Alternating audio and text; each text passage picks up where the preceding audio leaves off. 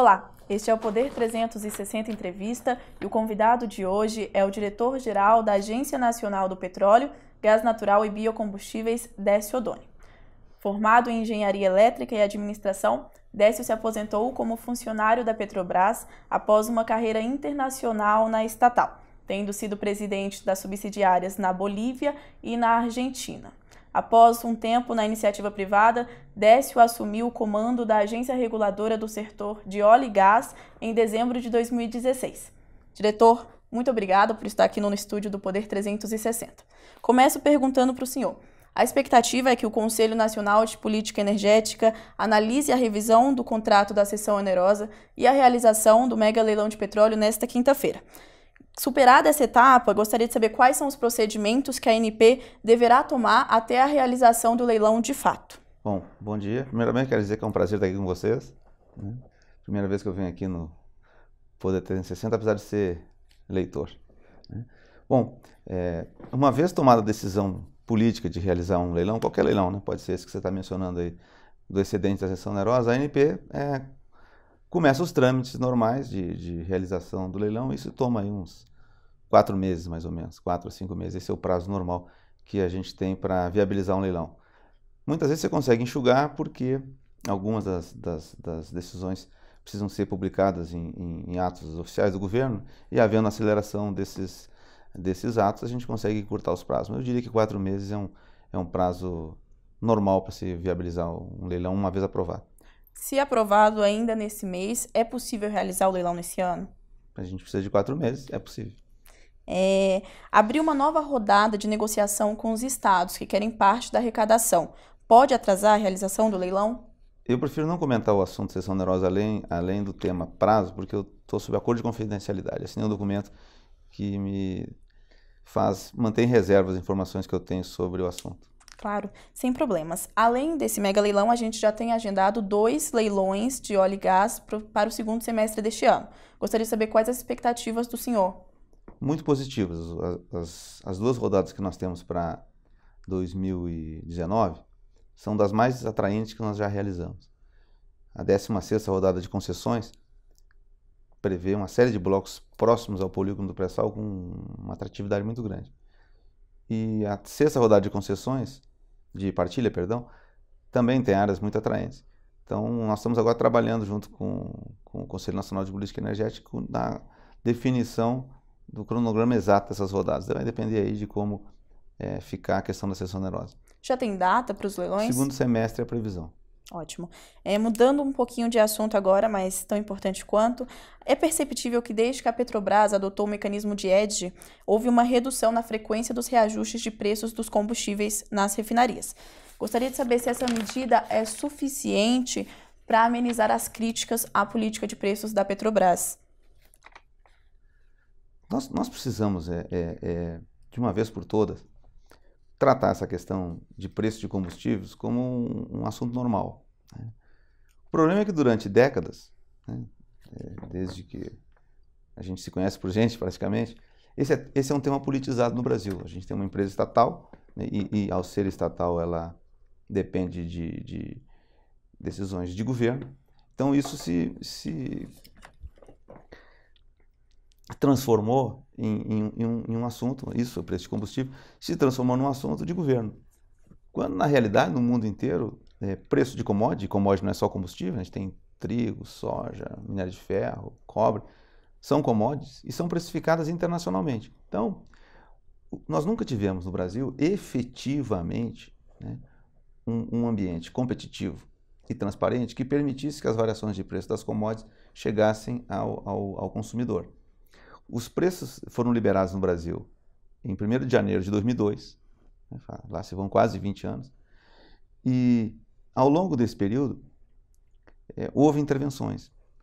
E como a Petrobras é uma empresa estatal, ficou para a sociedade brasileira a percepção da última grande intervenção, que foi entre 2011 e 2014, de que a Petrobras vende os combustíveis a preços inferiores aos do mercado internacional. Isso não é verdade. Eu vou repetir, não é verdade. Durante a maior parte do tempo, desde 2002, os preços no Brasil estiveram acima do mercado internacional. Eu estou me referindo a gasolina e diesel.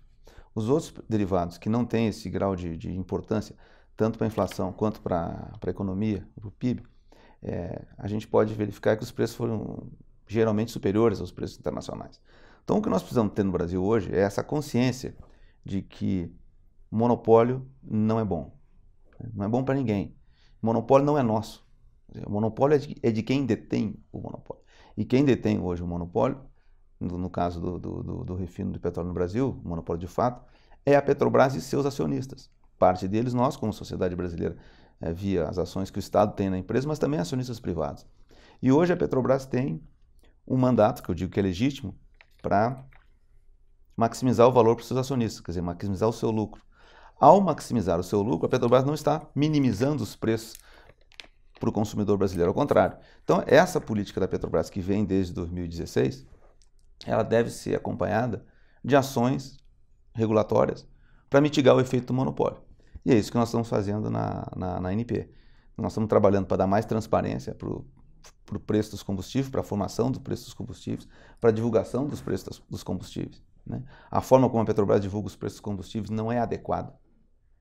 Eu diria que ela não é respeitosa à sociedade brasileira, porque a Petrobras divulga uma média aritmética de 35 pontos onde ela entrega gasolina e diesel, sem considerar os volumes praticados em cada um daqueles pontos. Então isso não é um número com uma acuidade adequada, né?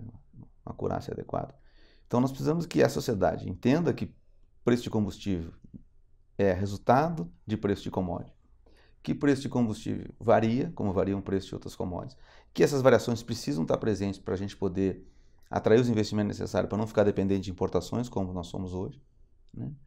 E que a gente só vai conseguir isso com transparência na formação de preço e com competitividade. Competitividade passa por eliminar o monopólio da Petrobras no refino. Né? Nós estamos trabalhando junto com o CAD, tem uma investigação em andamento, espero que isso traga resultado. A própria Petrobras tem se manifestado repetidamente que quer também outras empresas competindo com ela no refino, o que eu acho muito saudável, não só para ela, principalmente para ela, mas também para a sociedade brasileira. Mas a formação se me permitir me estender um pouquinho no assunto, a formação de preço não termina no combustível, na commodity do combustível. Ela também é composta pelas margens que estão na cadeia, margem de distribuição, margem de revenda e principalmente pelos impostos também que são elevados no Brasil. Quando nós olhamos o comportamento dos preços dos principais combustíveis no Brasil, gasolina e diesel, ao longo dos últimos anos, vamos colocar perto de 10 anos, o que nós vamos perceber, excluindo a questão do preço da commodity, gasolina ou diesel, é que tudo subiu. As margens das distribuidoras subiram, as margens da revenda subiram e os impostos subiram. E o consumidor paga a conta. Isso é custo do Brasil.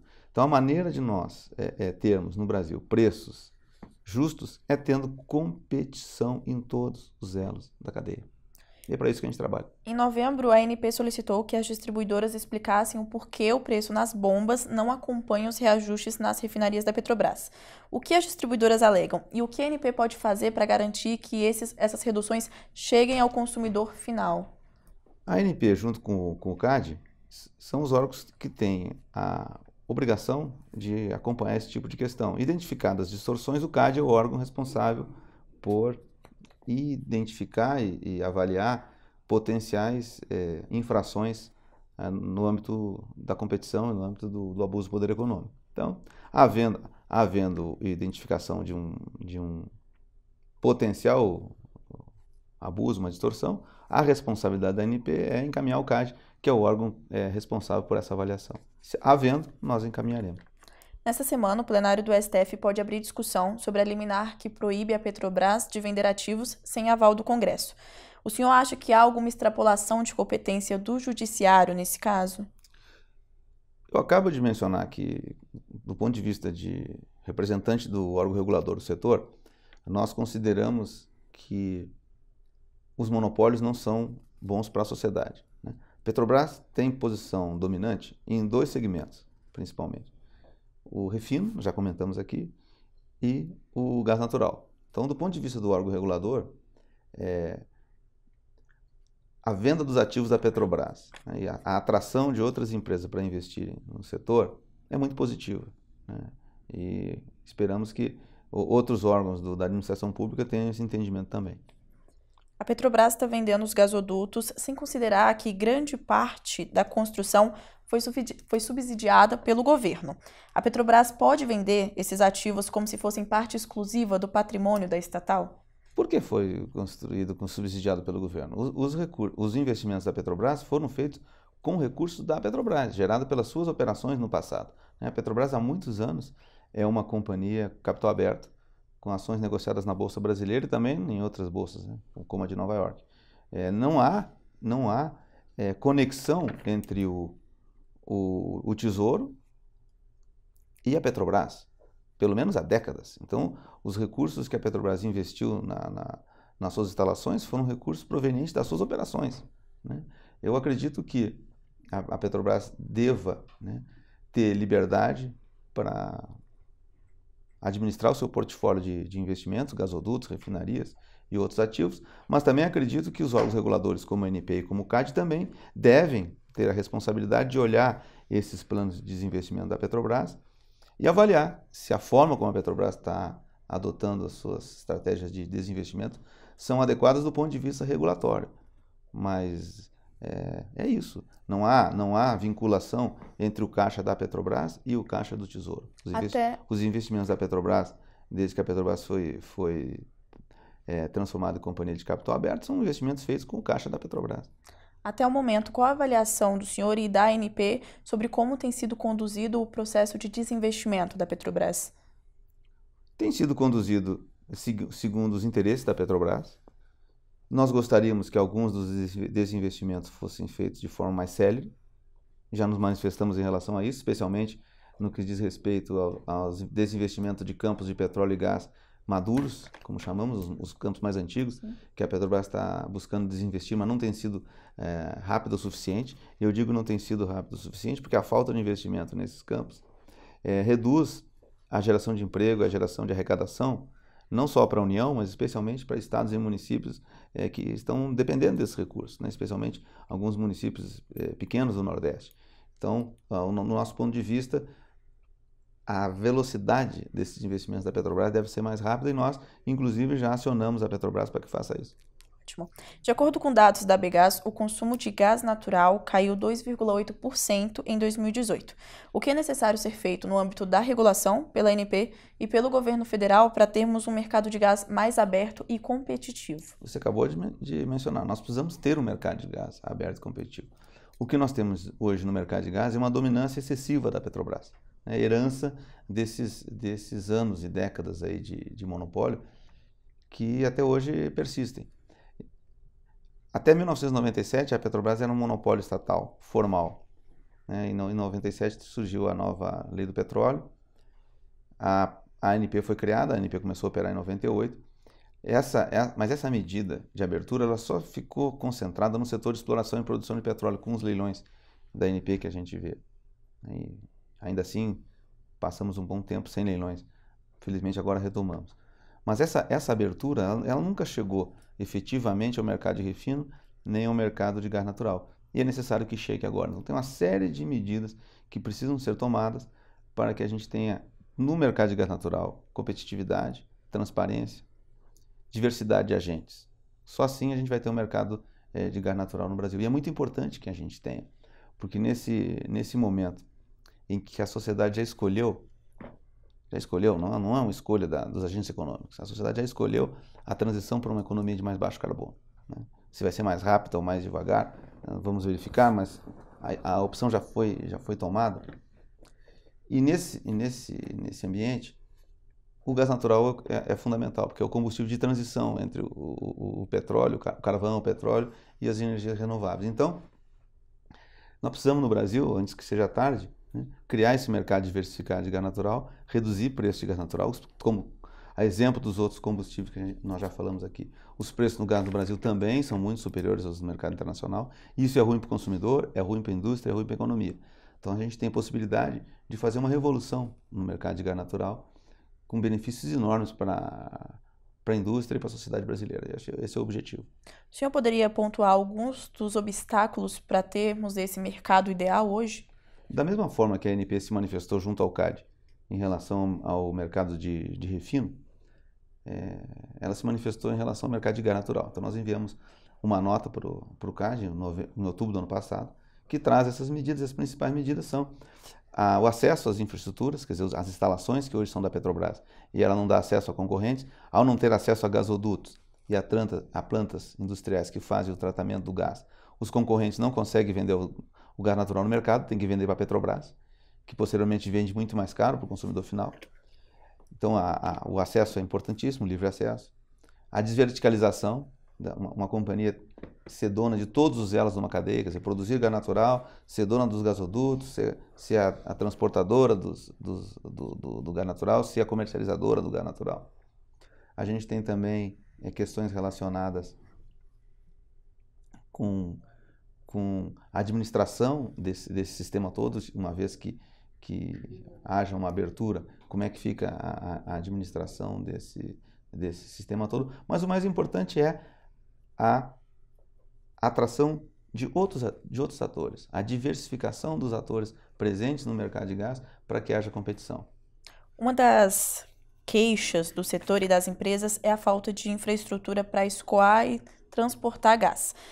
Considerando que o país tem cerca de 45 mil quilômetros de gasodutos, contra uma malha de quase 2 milhões de quilômetros nos Estados Unidos e 150 mil quilômetros na Argentina, gostaria de saber a opinião do senhor em relação à proposta de criar um fundo para financiar a expansão de gasodutos no Brasil. As atividades econômicas, elas têm que ser justificadas por si só. Nós devemos evitar, sempre que possível, subsídios, fundos, intervenções. Deixemos o mercado liberar, deixemos o mercado trabalhar e deixemos o mercado construir os gasodutos que foram viáveis no seu tempo, né? Acho que nós devemos deixar para trás no Brasil os momentos de intervenção, de dirigismo, né? E de uso de recurso público para atividades distintas das atividades mais nobres do Estado, para quais faltam recursos no Brasil.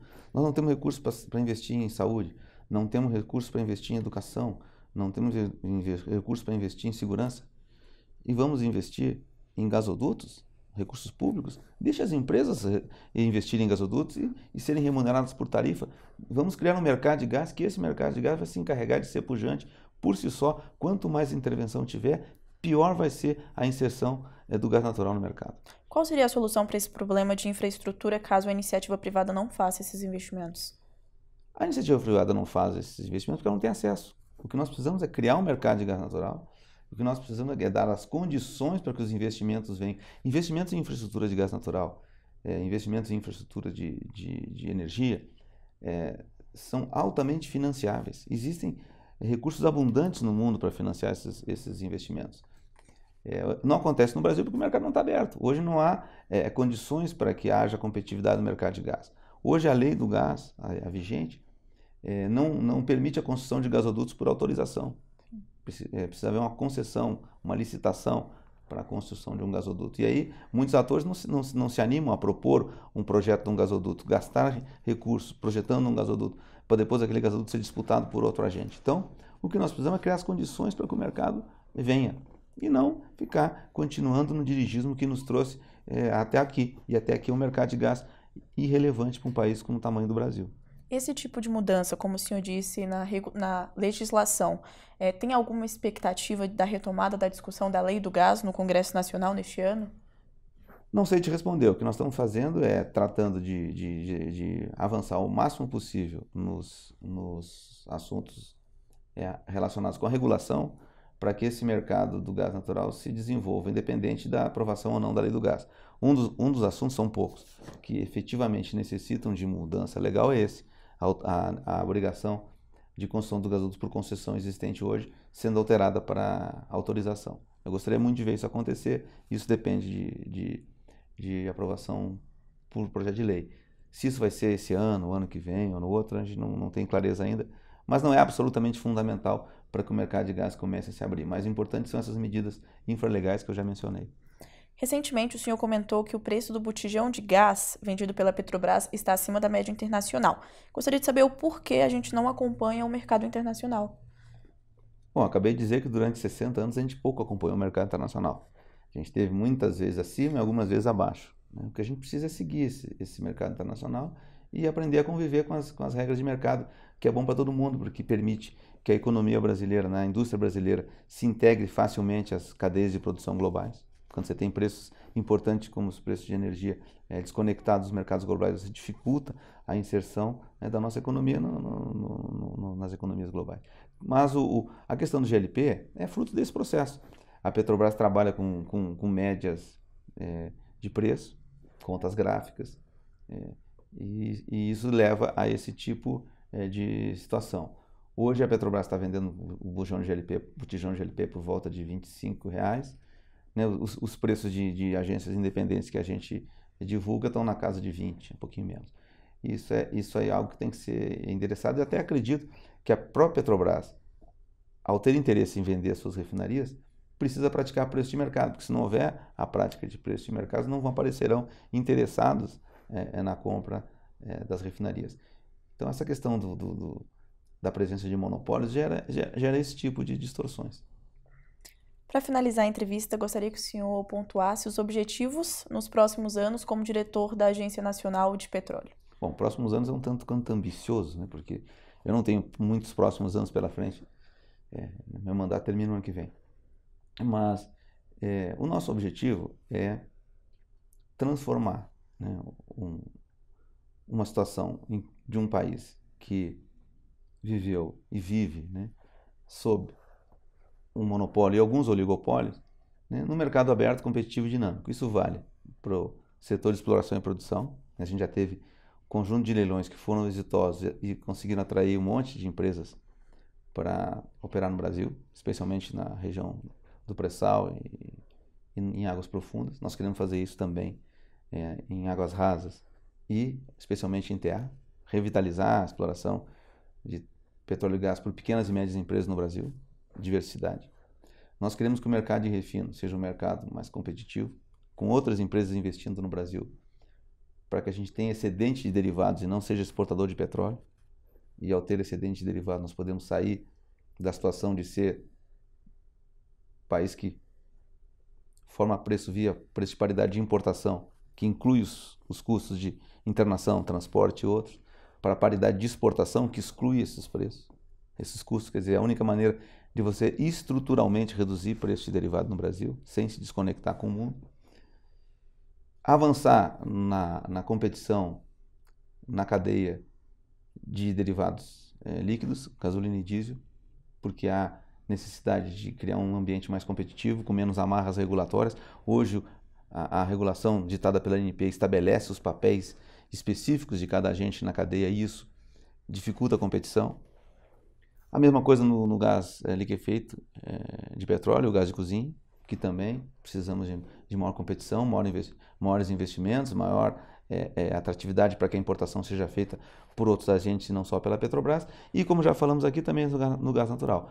O nosso objetivo é que o Brasil deixe de ser um país que tem um monopólio para ter um mercado. Diretor, eu gostaria de agradecer a presença do senhor aqui no nosso estúdio. Foi um grande prazer. Prazer foi meu.